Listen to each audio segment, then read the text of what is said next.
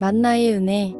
여호와께서 이같이 명령하시기를 너희 각 사람은 먹을 만큼만 이것을 거둘지니 곧 너희 사람 수요대로 한 사람에 한 오멜씩 거두되 각 사람이 그의 장막에 있는 자들을 위하여 거둘지니라 하셨느니라. 이스라엘 자손이 그같이 하였더니 그 거둔 것이 많기도 하고 적기도 하나 오멜로 되어 본즉 많이 거둔 자도 남음이 없고 적게 거둔 자도 부족함이 없이 각 사람은 먹을 만큼만 거두었더라. 모세가 그들에게 이르기를 아무든지 아침까지 그것을 남겨두지 말라 하였으나 그들이 모세에게 순종하지 아니하고 덜어는 아침까지 두었더니 벌레가 생기고 냄새가 난지라. 모세가 그들에게 노하니라. 무리가 아침마다 각 사람은 먹을 만큼만 거두었고 햇볕이 뜨겁게 쬐면 그것이 쓰러졌더라. 예수님을 믿는 사람 외에도 이 세상 사람들이 아는 홍해가 갈라지는 기적은 하나님의 크신 은혜였습니다. 물론 애굽에서 하나님께서 이미 10가지 재앙을 통해서 출애굽을 하게 해주셨고 그것이 이스라엘 백성들에게 은혜 중에 은혜라고 말해도 과언이 아닐 것입니다. 그러나 이스라엘 백성들이 광야를 살아갈 때 그들이 40여 년간 불평불만을 하여 하나님의 진노하심에도 하나님은 은혜를 베푸셔서 그들이 먹고 사는데 부족함이 없도록 만나를 매일 부어주셨습니다. 하나님께서 이스라엘 백성들에게 베푸신 만나의 은혜가 무엇입니까? 만나를 모든 백성들에게 주셨습니다. 하나님께서 누구에게나 차별하지 않고 공평하게 부어주신 은혜입니다. 예수님을 믿는 사람이나 믿지 않는 사람들이나 누구에게나 공평하게 주는 은혜를 일반 은혜라고 말합니다. 그래서 하나님께서 이 세상을 창조하시고 운영하시면서 하나님을 믿는 자나 믿지 않는 모든 자에게 산소를 공급해 주시고 햇빛을 주시고 비를 주시는 모든 것들이 하나님께서 공평하게 주는 은혜라는 것입니다. 그 가운데 하나님께서 특별하게 모든 사람들에게 베풀어 주신 은혜는 모든 사람은 태어나서 다 죄 가운데 살다 죽는데 예수 그리스도를 이 땅에 보내사 예수님을 통해서 구원해 주시는 은혜가 가장 크고 공평한 은혜입니다.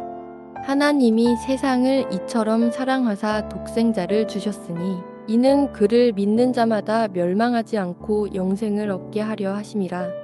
성경에 보면 하나님께서 택함에 대해서 이야기할 때 구원할 자를 이미 선택하여 예수님을 보낸 것이 아니라 예수님을 믿기만 하면 누구나 공평하게 모든 사람이 구원받기를 원하셔서 예수님을 이 땅에 보내셨다는 것입니다.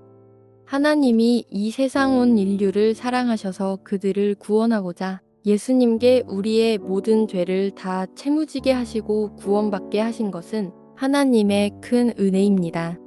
하나님께서 출애굽기를 통해서 하늘에서 생명의 만나를 부어주시면서 앞으로 오실 생명의 예수님의 역사를 예표합니다.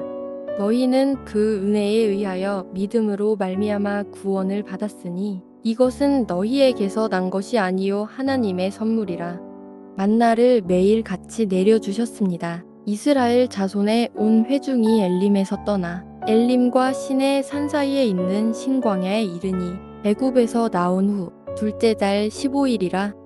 이스라엘 자손이 그들에게 이르되 우리가 애굽 땅에서 고기 가마 곁에 앉아 있던 때와 떡을 배불리 먹던 때에 여호와의 손에 죽었더라면 좋았을 것을 너희가 이 광야로 우리를 인도해내어 이온 회중이 줄여 죽게 하는도다. 이스라엘 백성들이 출애굽하고 아직 목적지인 시내산에 도착하지 않았는데 애굽에서 나올 때 갖고 나온 음식들이 있었지만 2달이 넘어가면서 음식이 떨어지자 애굽에서 고기와 떡을 배불리 먹던 때가 좋았다고 광야로 이끈 모세를 원망하고 하나님까지 원망합니다. 사실 광야는 동물도 살지 않아서 사냥도 못하고 식물도 없어서 무언가를 따서 먹을 것이 없는 곳입니다. 사람들은 생존과 직결되어 배가 고파지면 예민해집니다. 우리가 살아갈 때에 하나님 앞에 원망하고 불평할 때가 주로 내 생존과 문제가 있다고 생각이 들 때 하나님께 하소연하기 시작합니다. 내 생존에 별 문제가 없고 평화를 느낄 때는 감사가 나옵니다. 이스라엘 백성들이 먹을 것으로 불평을 하자 하나님께서 만나를 하루만 내려주신 것이 아니라 매일같이 먹을 것을 내려주셨습니다. 그러므로 염려하여 이르기를 무엇을 먹을까? 무엇을 마실까? 무엇을 입을까? 하지 말라. 이는 다 이방인들이 구하는 것이라. 너희 하늘 아버지께서 이 모든 것이 너희에게 있어야 할 줄을 아시느니라. 그런즉 너희는 먼저 그의 나라와 그의 의를 구하라. 그리하면 이 모든 것을 너희에게 더하시리라. 우리가 하나님 앞에 믿음으로 살아간다는 의미는 생존의 문제로 내가 일을 해서 먹고 사는 것도 하나님의 은혜이고 내 삶의 생존의 문제가 위협이 올 때에도 하나님께서 매일같이 만나를 부어주신다는 그 믿음이 그 안에 담겨져 있는 것입니다. 하나님이 매일같이 만나를 내려주신 것처럼 우리 삶의 소소한 은혜를 매일 역사하고 있으십니다. 그러나 우리는 그것을 발견하지 못합니다. 이스라엘 백성들이 배가 고프다가 만나를 처음 먹었을 때는 하나님을 찬송했습니다. 그런데 매일같이 똑같은 것을 먹다 보니 이제는 질리기 시작하고 그 은혜가 변질되어 잊어버리고 또다시 불평하고 원망하기 시작합니다. 우리가 매일 반복되는 삶을 살기 때문에 때론 그것이 지겹고 힘들다고 말하지만 그 소소한 일상을 누리지 못하는 사람들에게는 소소한 일상이 축복이라고 말합니다.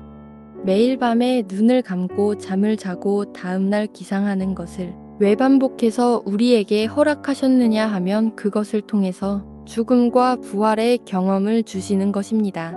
오늘 아침 눈을 뜬 우리는 하나님께서 새 생명을 주시는 은혜를 주셨습니다. 내가 살아가는 이유를 묵상하고 만족해하면서 감사하는 삶을 살아야 하겠습니다. 만나를 거둔 자마다 만족감을 이루었습니다. 오멜로 되어 본즉 많이 거둔 자도 남음이 없고 적게 거둔 자도 부족함이 없이 각 사람은 먹을 만큼만 거두었더라.